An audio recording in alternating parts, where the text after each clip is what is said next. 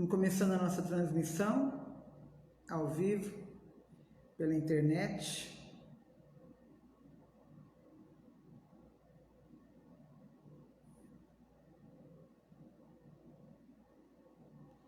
Você consegue assistir pelo meu perfil e consegue assistir também pelo perfil da igreja, da página da Igreja Batista Independente de Filadélfia.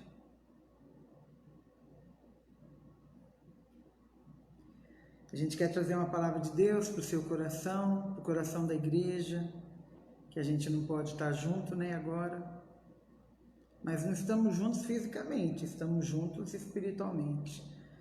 E graças a Deus que Deus tem mantido o rebanho saudável, tem mantido o rebanho junto, unido. Temos orado, acho que nunca oramos tanto como temos orado nesses dias, né? O Conselho de Pastores está fazendo 24 horas de oração. Minha igreja tem 2 períodos, às 10 e à 1. Você que é de alguma igreja, provavelmente o seu pastor deve estar também nessas 24 horas de oração. E também tem um pessoal que a gente está orando às 10 da noite, todo dia, pedindo a misericórdia de Deus. Pelo que nós estamos orando? Você me perguntaria. Nós estamos orando pela misericórdia de Deus, para que Deus realmente tenha misericórdia nossa. Oi, Ana, tudo bem? Minha prima Andréia, Samanta, Estela, é bastante gente. E hoje eu estou na igreja, né? Saí de casa, vim para a igreja, porque eu creio que aqui a internet é bem mais poderosa, né? Então eu creio que agora não vai ter nenhuma interrupção, porque o último dia eu não consegui orar com vocês, né? Bem no finalzinho. E aí é chato, né? O pessoal está entrando, já são 19h31. Eu costumo ser pontual, é uma das minhas características, pontualidade. Não gosto de esperar e não gosto de deixar ninguém esperando. Acho horrível deixar os outros esperando. Então gosto de ser pontual. Mas estamos aguardando aí, o pessoalzinho está entrando.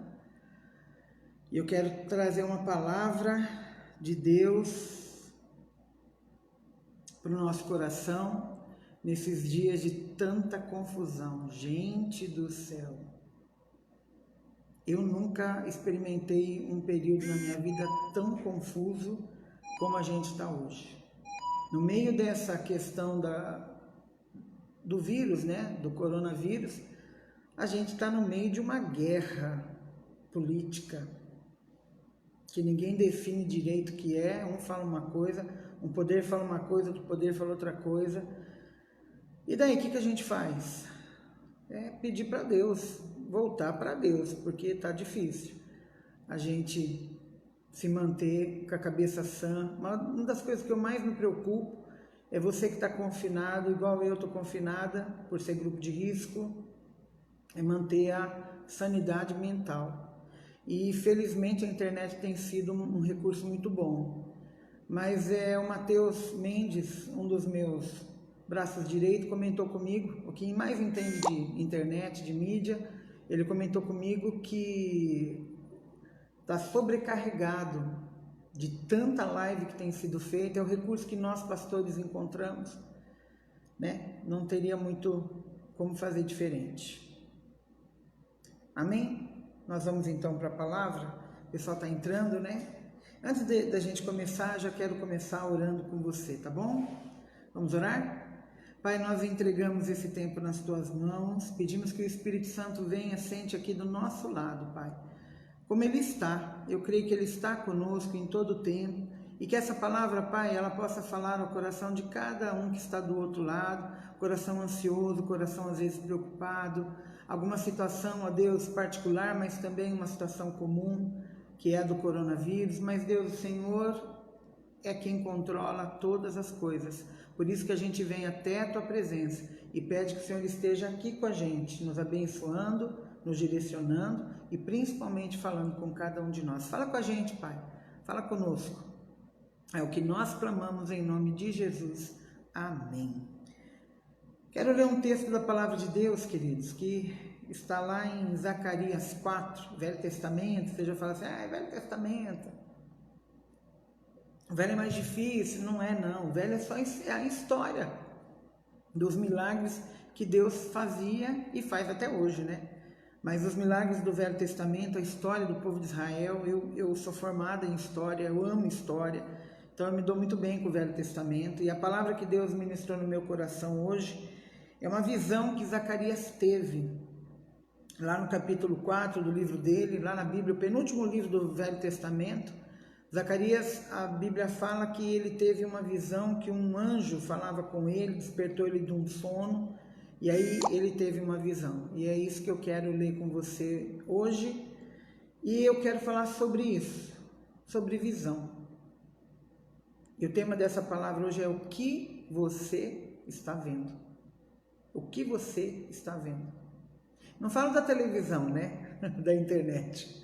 Porque se for isso, nós só estamos vendo briga de político e vendo confusão, cada um fala uma coisa. Não é isso, não é essa visão que eu quero falar. Mas você vai entender, amém? Eu quero ministrar essa palavra ao nosso coração nessa noite, no mover e na graça do Espírito Santo de Deus. Zacarias 4, o texto fala assim: o anjo que falava comigo voltou, e despertou-me como a um homem que é despertado do seu sono, e disse-me: o que vês? E eu disse: olho, e eis que vejo um castiçal todo de ouro, e um vaso de azeite no seu topo, com as suas 7 lâmpadas e 7 canudos, um para cada uma das lâmpadas que estão no seu topo. E por cima dele 2 oliveiras, uma à direita do vaso de azeite e a outra à esquerda. E respondi dizendo ao anjo que falava comigo: Senhor meu, que é isto? Então respondeu o anjo que falava comigo, dizendo: não sabes tu o que é isto? E eu disse: não, Senhor meu. E respondeu-me dizendo: esta é a palavra do Senhor a Zorobabel, dizendo: não por força nem por violência, mas sim pelo meu espírito, diz o Senhor dos exércitos. Quem és tu, ó grande monte? Diante de Zorobabel tornar-te-ás uma campina, porque ele trará a pedra angular com aclamações, graça a ela. E a palavra do Senhor veio novamente a mim, dizendo: as mãos de Zorobabel têm lançado os alicerces desta casa. Também as suas mãos a acabarão, para que saibais que o Senhor dos exércitos me enviou a vós. Por que quem despreza o dia das coisas pequenas? Pois esses se alegrarão, vendo o prumo na mão de Zorobabel. Esses são os 7 olhos do Senhor que percorrem por toda a terra. E a pergunta que fica: o que você está vendo nesse momento que nós estamos falando? Amado Zorobabel, o sacerdote, Zacarias o profeta, o anjo pergunta para Zacarias: o que você está vendo? Ele vê coisas que no momento não fazem sentido para ele. A Bíblia fala assim que ele vê um castiçal todo de ouro, um vaso de azeite, 7 lâmpadas, 7 canudos, um para cada uma das lâmpadas, 2 oliveiras, uma à direita do vaso de azeite. Não fazia o menor sentido naquele momento para Zacarias. Tem coisas que a gente vê que no momento não fazem sentido, que a gente não é capaz de entender. Olhando a história, Zacarias estava vendo o templo do Senhor, mas ele viu apenas alguns objetos. Ele não tinha como saber que aquilo era uma visão do tempo que Deus estava requerendo do povo de Israel, e que haviam perdido por causa de desobediência, e haviam perdido o tempo porque eram escravos nessa época. Então não tinha como Zacarias saber o que era, mas Deus estava dando uma visão. E às vezes, preste atenção, a gente vê uma coisa que a gente não entende, ela é pequena diante do todo que Deus quer fazer, diante do todo propósito que Deus quer fazer na nossa vida. E aqui é uma visão espiritual que Zacarias teve, mas nós às vezes temos visões, temos sonhos. Sabia que o sonho, ele é uma visão que as pessoas têm? As pessoas que chegam, se tornam grandes empreendedores, realizam grandes obras, são as pessoas que sonham. Não sonha, não tem projeto. Se você não tem sonhado com nada, tá? Não, mas eu trabalho, pastor, eu tenho meu emprego, tal, beleza, eu estou bem assim, amém. Mas se você quiser crescer, é só quem sonha e quem corre atrás do sonho. A pessoa, às vezes, ela quer ser alguma coisa na vida, ela quer fazer uma faculdade, mas a desculpa assim: eu não tenho dinheiro, eu não tenho condição, eu não tenho como. Hoje tem tantas formas de você realizar teus sonhos, principalmente de uma faculdade, né? As pessoas que não sonham, elas não saem do lugar. Para tudo na vida, você tem que ter uma visão. Quando uma pessoa chegou num patamar alto, por exemplo, seja na indústria, seja não sei aonde, uma realização pessoal dela, ela só chegou naquele lugar porque ela teve uma visão. Se você perguntar para todos grandes empresários, grandes homens que fazem grandes obras, todos eles tiveram uma visão. Eu posso pensar em N coisas de pessoas que tiveram visão. Eu vi um filme uma vez do início do McDonald's. Foi uma visão que dois sócios tiveram. E assim, consequentemente, o Silvio Santos, por exemplo. Ele começou como um camelô e hoje é um dos homens mais ricos do Brasil. Ele tinha visão. E às vezes não é só uma visão. Às vezes são visões que a gente vai tendo, metas, objetivos que a gente vai tendo devagar, que a gente vai caminhando, às vezes vai perder tudo, às vezes não vai ter o sucesso esperado, mas tem que esperar chegar no final.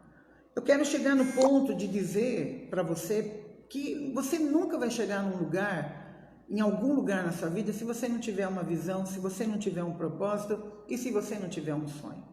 Que o sonho faz parte, o sonho é a linguagem de Deus para falar com a gente. Olha o sonho de José, do faraó, quando José interpretou. Ele se tornou governador do Egito porque ele interpretou o sonho que o faraó tinha tido da abastança depois da fome. E José sempre foi um homem sonhador. Quando ele entregou, ele viu os peixes, né? Lá no comecinho da história dele, menino ainda, que ele entregou aquele sonho para o pai, para os irmãos, e os irmãos se rebelaram, ficaram irados com ele, ficaram com raiva de José, depois o venderam, né, para o Egito, para os midianitas. E você, talvez olhando a história de José, você fala assim, nossa, mas ele virou escravo na casa de Potifar, ele virou prisioneiro, como que chegaria no sonho de ver os feixes dos irmãos inclinando para ele, para os dele, né? E ele chegou. Porque sonhou, porque acreditou. E uma coisa que eu vejo em José, ele manteve a posição. Tem gente que sonha, tem gente que tem projeto, tem gente que quer chegar. Aliás, querer chegar em algum lugar, todos nós queremos. Querer melhorar de vida, todos nós queremos. Mas muitos de nós não perseveramos como José perseverou. Aqui Zacarias teve uma visão do templo que Deus queria que fosse construído. Mas ele não tinha a noção de tudo aquilo que Deus ia fazer ainda com a vida dele. E eu pergunto para você hoje, no meio dessa situação que a gente está vivendo, o que é que você tem visto? Qual é a tua visão? O que você está... qual é a sua perspectiva? Qual é o seu projeto, o seu sonho? Tem gente, eu li ontem, um rapaz, um homem, um senhor, ele tinha um trailer pequenininho de garapa e acho que pastel. E quando chegou a ordem de fechar tudo, esse homem se suicidou. Ele se matou, porque ele perdeu a perspectiva. As pessoas que se suicidam, elas perdem as perspectivas. Elas não querem, na realidade, morrer, mas elas querem tirar a dor que elas sentem de dentro delas, de ter perdido a esperança, de ter perdido perspectiva. Ou seja, uma pessoa que não sonha, uma pessoa que não tem a visão, uma pessoa que não tem um projeto de vida, uma pessoa que vive por viver, tanto faz viver ou morrer, né? E na hora do desespero, aquele senhor, um homem simples, que vivia de algo simples, aquele senhor tirou a própria vida dele. E isso porque nós estamos no começo da crise, da situação, né? Temos aí 10 dias de coronavírus, praticamente, não lembro agora exatamente quanto, mas eu não posso perder a perspectiva, eu não posso perder a visão. Às vezes não é o momento de eu perguntar isso, talvez não seja, mas eu vou perguntar. Qual é a tua perspectiva para daqui a 3 meses? Para daqui a 1 ano? Para daqui a 5 anos? Qual é a tua perspectiva? Tem gente que assim, se eu pegar o coronavírus, né, então eu vou morrer, não sei onde que eu vou estar. Não é essa perspectiva que eu tenho que ter. A perspectiva de que eu vou morrer, de que eu vou contrair o vírus, não, eu tenho que me precaver, tomar todas as precauções que me falam, que me dão, né, para eu poder chegar onde eu tenho que chegar. Tem um texto que está lá em Amós 7:8. Aí Deus pergunta para Amós, né, E o Senhor me disse, que vês tu, Amós? E eu disse, um prumo. Então disse o Senhor, eis que eu porei o prumo no meio do meu povo Israel, e nunca mais passarei por ele. Amós só viu o prumo. Agora presta atenção no que eu vou te dizer. Amós só viu o prumo, mas Deus viu o prumo no meio do povo dele. O prumo aqui significa uma direção. Hoje nós estamos todos sem direção, porque é muita conversa. Hoje eu evitei o WhatsApp, hoje eu evitei ficar abrindo vídeo. É muita coisa repetida e muita contradição o tempo todo. Aquilo estava me incomodando. E hoje eu dei uma pausa. Eu falei, não vou ficar em internet, não vou ficar mais, vou ler mais, vou orar mais. A gente até perde tempo com isso. Mas assim como Zacarias também só viu o castiçal, as oliveiras, ele não viu o templo. E o que eu quero dizer com isso para você é que a gente vê o pequeno, mas Deus vê o grande propósito. Zacarias via alguns objetos do templo, mas Deus via o templo. Aqui Amós, ele viu o prumo, mas Deus via o prumo no meio do seu povo. Ou seja, se você é povo de Deus e está perdida como eu, no meio de tanto falatório, tanta conversa, a única coisa que eu estou fazendo hoje que me dá paz é ficar reclusa, com álcool em gel aqui. Eu só saí para vir na igreja hoje, não tenho realmente saído. Isso me dá segurança um pouco. Mas eu só sei que a minha segurança, ela tem que estar no Senhor. A minha visão, ela tem que passar por onde Deus vê. Deus, ele olha para mim, ele olha para você, ele olha para nossa família e ele vê lá na frente. Ele vê, como Zacarias não via, mas ele via, Deus via o templo pronto. Como Amós não via, só via o prumo, mas Deus via o prumo no meio do povo e mais além, Deus já via a direção para onde ele ia enviar o povo, ele ia mandar o povo. Deus, ele vê muito maior, muito além, nós só vemos o presente, o que nós estamos vivendo aqui e agora e lembramos do passado. Mas Deus, ele olha de cima e ele vê o passado, ele vê o presente e ele vê o futuro. Ele vê as três etapas, porque ele é Deus. Deus sabe exatamente o que vai acontecer com o Brasil. Deus sabe exatamente o que vai acontecer com a nossa nação. Deus sabe exatamente o que vai acontecer com você. Ele sabe. Mas deixa eu falar uma coisa muito importante para você. Ele sabe de tudo. Mas as minhas escolhas é que vão determinar o meu futuro. É o que eu escolho. Eu não tenho saído de casa, estava vindo para a igreja agora, para fazer aqui por causa da internet.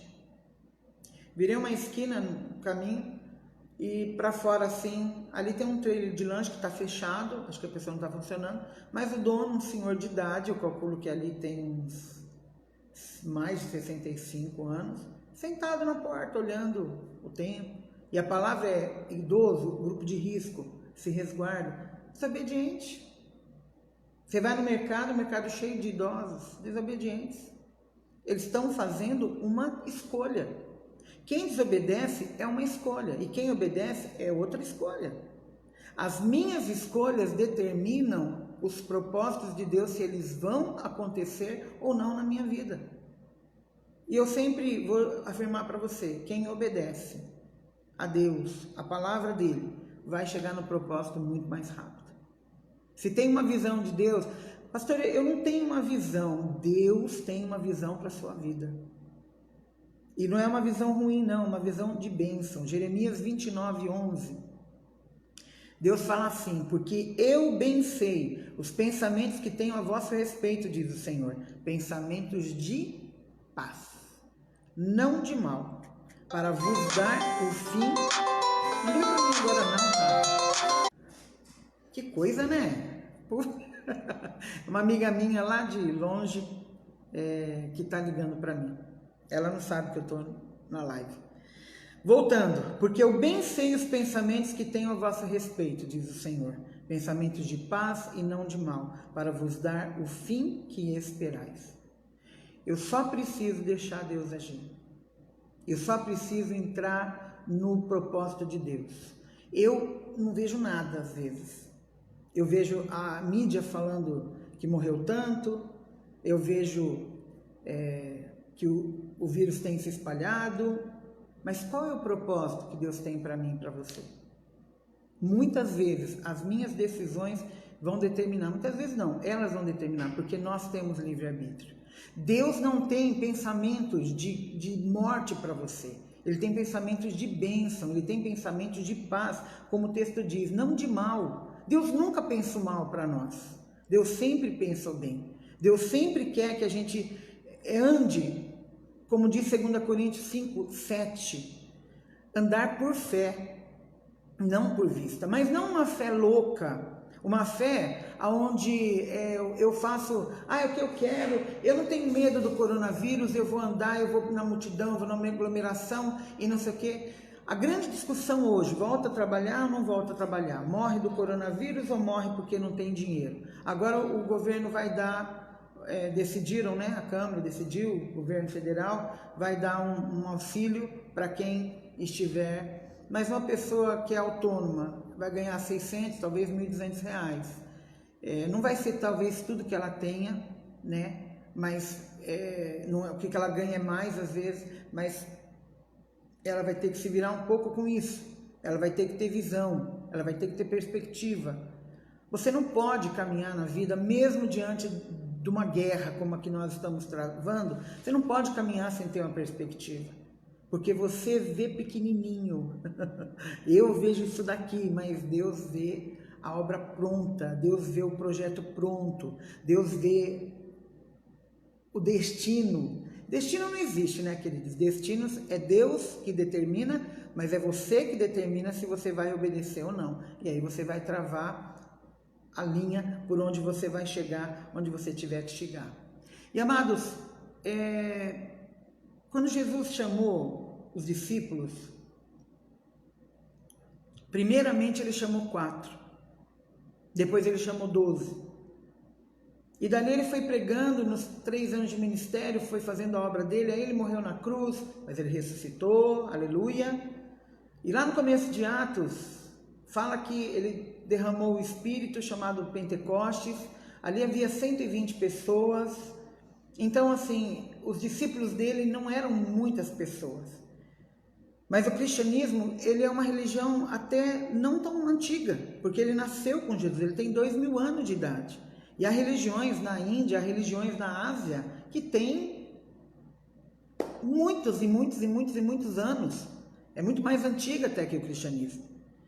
E não sei se você sabe, mas Jesus era judeu, então o Velho Testamento, ele é o testamento, as escrituras dos judeus. Eles só não têm o Novo, porque eles não acreditaram em Jesus. Na realidade, eles queriam um Messias que levassem eles a uma potência mundial. Não, Jesus não veio para isso, porque ele fala que o reino dele não é deste mundo, né? Ele veio implantar um reino espiritual, mas mesmo começando com 4 discípulos, depois indo para 12, depois para 12 teve mais, porque havia até mulheres que caminhavam junto e outros que não são citados, mas que estavam ali, depois ele 120, e depois explodiu a primeira conversão 3.000, e aí explodiu, hoje nós estamos aí com mais de 2 bilhões e tanto de cristãos. Quando ele fundou a igreja ali em Mateus, ele é Deus, ele sabia onde a igreja chegaria. Ele sabia que o Ocidente seria dirigido, governado espiritualmente pelo cristianismo. Ele sabia, mas a gente não sabia, Pedro não sabia. Quando Pedro saiu pregando a palavra, e Paulo, quando Paulo saiu pregando a palavra, Paulo não tinha noção, Pedro não tinha noção da extensão de até onde chegaria o evangelho.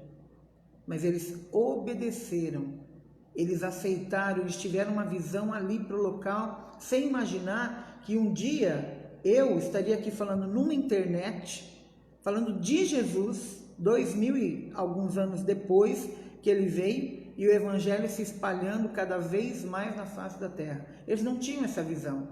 Não tinha como ter, mas Deus tinha. Você entende? Deus tinha.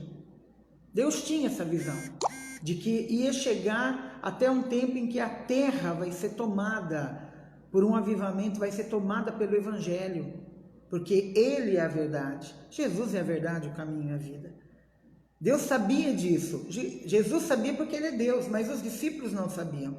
A única questão que eles tinham que fazer era obedecer. Obedecer. Eles obedeceram e por causa deles é que nós estamos aqui hoje ouvindo a palavra do Evangelho. Jesus começou pequenininho. Ele mais 4, depois 12, depois 120 e tal. E hoje nós somos bilhões de cristãos no mundo, porque Deus tinha um projeto. Tudo tem que começar pequeno. Nada pode começar grande demais. O bebê, ele nasce pequeno. Não é assim também, né? Assim. Ele nasce pequeno, para um dia, às vezes você vê um bebê, ele nasce lá com 2,9 kg, não é muito grande, né? Aí de repente vira um homem de 1,90 de altura, surpreende até o pai e a mãe. Ele era tão pequenininho quando nasceu e de repente, hoje é um baitomão, né? É o que os pais falam, que as pessoas falam. Tudo começa pequeno e o crescimento de tudo que é saudável é natural. A criança saudável, ela cresce por ela mesma, Por que nós chegamos hoje a mais de 2 bilhões de cristãos? Porque o cristianismo é uma religião saudável. Porque Jesus, a base do cristianismo é o amor.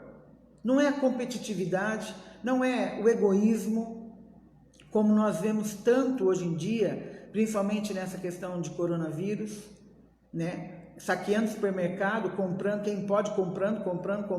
Falta amor. Hoje eu estava em casa tomando banho, me aprontando para descer, e eu pensando nos caminhoneiros, né? Que eles não têm comida, e se eles não transportarem a comida, nós vamos ficar sem comida. Aí eu olho e falo assim, mas a gente é tão pequeno, né? Uma cidadezinha no interior de Assis, tão pequeno. Daí eu pensei o seguinte, irmãos, por que a gente não faz marmita e vai lá no posto de guarda, na estrada, na Raposo, e não entrega marmita para os caminhoneiros que passarem por ali? Que seja 50, 100 marmitas. Ah, mas aí eu tenho medo que a gente vai estar sem... Não, a gente só faz a comida em poucas pessoas, porque aqui nós fazemos 50 marmitas de sexta-feira para entregar para morador de rua em 3, 4 pessoas só. Então, 4 pessoas faz 100 marmitas sem problema. Dá um pouco de trabalho, lógico, né? Mas faz. Vai lá, pastor, mas o que adianta? São só 100 caminhoneiros que vão comer. Ou, pelo menos eu fazendo a minha parte, você fazendo a sua parte, é que nós vamos fazer diferença. Mas dá trabalho, né? Vai ter que arrecadar todo o alimento. Isso eu estou pensando numa vez por semana, pelo menos. Vai dar trabalho, o povo vai ter que deslocar, vai ter que ter um local para cozinhar. O local para cozinhar a gente tem. A minha pergunta é, quem está disposto a fazer alguma coisa?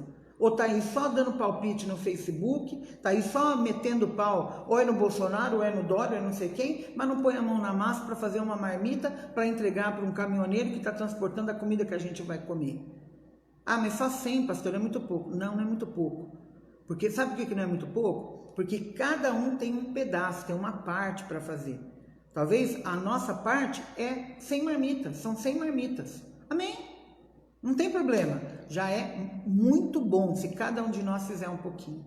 A gente pensa, eu quero estar no palco, eu quero estar lá em cima, eu quero que as pessoas me vejam, eu quero aparecer. A gente não pensa, mas o ser humano gosta de aparecer, né? Gosta disso. A gente quer estar nos holofotes, quando na realidade, dentro de uma cozinha, fazendo uma marmita para entregar para o caminhoneiro que está passando fome, porque ele não tem onde comer, está tudo fechado, já seria muito bom, de bom tamanho, de bom proveito. Nós estamos em casa, nós estamos sem fazer nada. A gente vem, a gente usa álcool em gel, a gente usa luva, usa touquinha, tudo preparado. Quem quiser vem de máscara. A gente faz a comidinha ali, enche as marmitas, vai lá. E nós temos que arrecadar. Mas gente tem, assim como tem gente ruim no mundo, tem muita gente boa. Nós fazemos as marmitas aqui. É muito raro a sexta-feira que a igreja tem que pôr do bolso dela. O que a igreja gasta é só o gás. O resto é tudo voluntário, para entregar a marmita, para fazer a marmita. A comida é tudo tudo voluntário. Nós podemos fazer uma coisa, mas, pastora, por que não fazemos? Porque nos falta visão. Porque nós não temos visão. É por isso que não fazemos. Você sabe que Thomas Edison, quando ele foi fazer a lâmpada, ele experimentou mais de 1.200 vezes. Ele testou mais de 1.200 vezes até dar certo. Não, a gente quer assim, vou fazer uma lâmpada, na terceira, pum, saiu a lâmpada. Não é dessa maneira, gente. Nós temos que ter visão. O coronavírus não vai passar com um estalar de dedo, mas nós temos que ter a visão de que ele vai passar e de que Deus está no controle e nos protegendo. O Ford, Henry Ford, foi o homem que inventou o carro, o primeiro carro. Aquele modelinho lá, o mais antigo lá, sei lá de quando, 3 séculos passados, 2 séculos passados. Você imaginou que o Henry Ford, por exemplo, algum dia ele sonhou que ia ter um carro, por exemplo, que estaciona sozinho, como já tem? Né? Aquela época lá, acho que o carro não tinha nem seta. Era só uma carcassinha, aquelas calhambequinho, né, antigo. Você acha que o Henry Ford sonhou com os tipos de carro que nós temos hoje? A mente dele não alcançou. Mas ele teve uma visão, e ele começou com aquele carrinho lá, que hoje se for comprar é relíquia, é caríssimo, mas ele começou com aquele carrinho para nós chegarmos hoje. Nós não podemos fazer as coisas só para nós temos que visar a geração que vem, deixar coisas boas para a geração que vem. Nós precisamos ter a visão, nós precisamos ter a visão de Deus. Grandes milagres começam com coisas pequenas. Se cada igreja de Assis, nem cada igreja, nós temos mais de 100. Se uma igreja por dia assumisse as marmitas, ficaria famoso dos caminhoneiros saber que estão passando para ir para São Paulo, ficariam famosos deles parar aqui para comer, pelo menos 100 caminhoneiros comer uma marmita quentinha e matar a fome dele. Nós podemos fazer, irmãos, a gente pode realizar. Eu tenho medo do desafio, nós temos medo de desafio, nós temos que ir para cima. O coronavírus, a gente fica muito recuado, né? Nós estamos lá, coitadinho de mim, para! Nós não somos coitadinhos, nunca fomos, Deus não nos fez assim. Deus nos fez a imagem e semelhança dele para a gente avançar. Então, meu irmão, você precisa ter a visão de Deus na sua vida. Você precisa enxergar. Mas você não vai ver o todo, mas ouça Deus. O que você vê, faça, obedeça, tenha visão, a visão do reino de Deus, não uma visão pessoal, não a visão da Filadélfia, ou da presbiteriana, ou da comunidade, mas a visão do reino de Deus, cada um fazer um pouquinho, cada um fazer a sua parte. Às vezes nós falamos, não vou fazer porque isso é muito pequeno. Não, querido. Quando você fizer o teu melhor e o teu máximo, pode ser desse tamaninho, nunca é pequeno. Eu estou desafiando a igreja evangélica em Assis a nos levantarmos para alimentar os caminhoneiros que estão na estrada. Você é de alguma outra igreja que acha que pode nos ajudar, entre em contato. É uma loucura, em tempos de coronavírus. Eu sou grupo de risco e talvez eu não possa estar lá na estrada entregando a marmita. Mas eu vou estar correndo atrás para arrecadar, eu vou estar correndo atrás para fazer alguma coisa, nem que seja um dia na semana, na sexta-feira, por exemplo, que é o dia que eles estão indo para casa, às vezes, né? Não sei, eu não entendo muito de vida de caminhoneiro, mas, gente, a minha casa tem arroz, tem feijão, a sua casa também tem. Se cada um de nós doar um pouquinho, a gente pode fazer muita coisa. Se você que é empresário e está assistindo e você puder doar, mas eu só posso dar um saco de arroz. Amado, eu vou ficar muito feliz. Vou ficar muito feliz. Mas nós temos que ter visão. Eu estou dentro da minha casa todo o tempo. Eu não tenho saído. Mas a minha cabeça está girando. E hoje eu falei, eu não quero mais ver essas coisas de internet. Eu quero ouvir Deus. E eu acho que eu estou ouvindo Deus. Que nós precisamos ter uma visão para ajudar as pessoas. Eu gostaria de ter um espaço na igreja que desse, que comportasse, para ajudar de alguma forma. Outro dia no Facebook, uma pessoa entrou, comentou, foi um tom estranho, a igreja não faz nada. E eu fiquei ofendida na hora. Eu falei, poxa vida, meu. Mas eu não guardei a ofensa, não. Porque eu não sou tonta, eu não guardo ofensa. Eu perdoo logo. Mas eu fiquei pensando o que a gente pode fazer para ajudar nesse tempo de coronavírus. O que a gente pode ajudar? Um saco de arroz, um feijão. Amados, a gente faz 50 marmitas aqui, não vai um saco inteiro de arroz, entendeu? Vai 1 quilo de feijão. Se for fazer para 100, 2 sacos de arroz, nós vamos precisar de mais panelas, porque as nossas panelas que nós temos não vai dar para tudo. Nosso fogão também vai ficar apertado. Mas vamos fazer 50 então, vamos fazer 50, que já está prático, já dá. De repente, uma outra igreja fala assim, pastora, nós vamos fazer mais 50. E aí nós vamos arrecadando e dividindo. Nós podemos fazer alguma coisa. Os caminhoneiros não podem parar. Mas só vamos abençoar os que vão passar em Assis. Não tem problema. Nós temos que ter visão. Eu sei que minha igreja deve estar olhando para mim e pensando, essa pastora inventa. Eu invento mesmo, irmãos. Está todo mundo parado em casa. O que custa a gente se mexer? E para encerrar, quero dizer para você, tenha visão. A visão de que o coronavírus, essa situação, ela vai passar. Que esse pandemônio que está na nossa política, e a gente fica assistindo porque não sabe o que fazer, a não ser orar, e nós temos orado muito. O Conselho de Pastores tem orado 24 horas por dia. Há um grupo também que está orando às 10 da noite em Assis.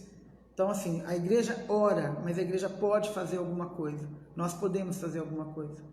Pelo menos ajudar esses caminhoneiros a ter um alimento, coisa que eles não têm tido oportunidade. Nós precisamos ter uma visão. E, amado, mais uma coisa, Jesus ressuscitou Lázaro. Quando ele gritou assim, Lázaro, sai para fora, Lázaro levantou e veio. Mas antes de ressuscitar Lázaro, ele falou assim, tirem a pedra. E a igreja, eu e você, nós precisamos tirar a pedra, porque é a parte humana.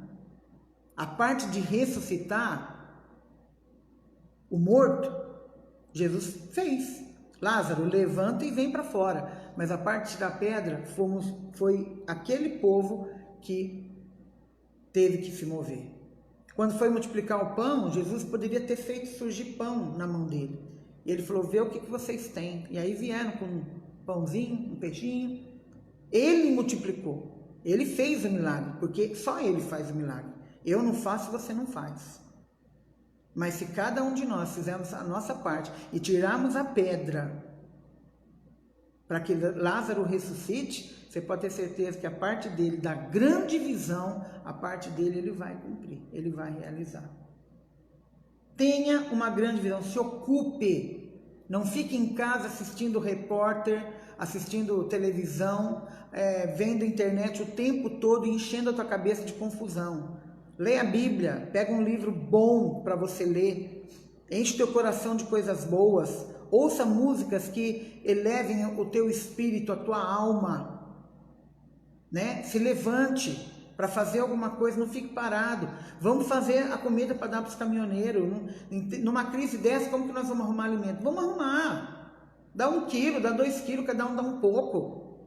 Vamos ter um pouco de trabalho? Vamos. Mas tem um monte de gente aí que eu tenho certeza que vai abraçar, que vai querer fazer, que vai estar junto com a gente. Só ir lá, tem que estar pronto, tipo, se for de manhã tem que estar pronto meio-dia, meio-dia e meio. Vai lá, entrega as marmitas para os caminhoneiros que vão passando. Não precisa ser muita gente, é um grupo pequeno. É um grupo pequeno para cozinhar, é um grupo pequeno para entregar, não precisa ser um monte de gente. O que nós precisamos é um grupo grande para arrecadar e ter a visão de fazer alguma coisa, de nos ocuparmos durante o coronavírus. Estamos com medo? Preocupados? Sim. Mas Deus tem uma grande visão para mim e para você. Deus tem uma grande visão para a cidade de Assis. Nós só precisamos fazer a nossa pequena parte. O milagre, que é grande, que a gente não dá conta, ele faz. O milagre é dele, o milagre não é nosso. Mas a mão de obra do reino de Deus é da igreja. E a igreja precisa fazer alguma coisa. E eu digo mais, para quem é minha ovelha, para quem não é um conselho, para quem é também é um conselho, mas a ovelha segue a voz do pastor. Então, para quem é minha ovelha, pare de ficar em Facebook, postando coisa disso, daquilo. Eu fiz muito isso, eu percebi, eu falei, não, eu preciso sair fora disso. Isso aí não está fazendo bem para mim. Vai ler a Bíblia, vai ver mensagens de Deus, não fica só na televisão. Ocupe a sua mente, pense em coisas que vêm do alto. Amém? Amém?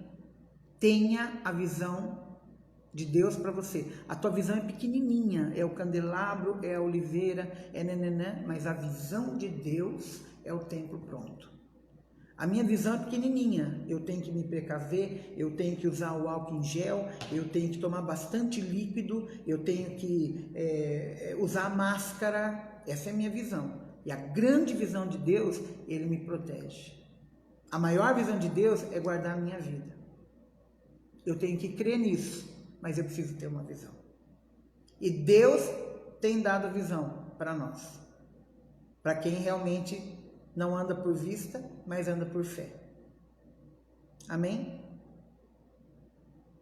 Vamos fazer.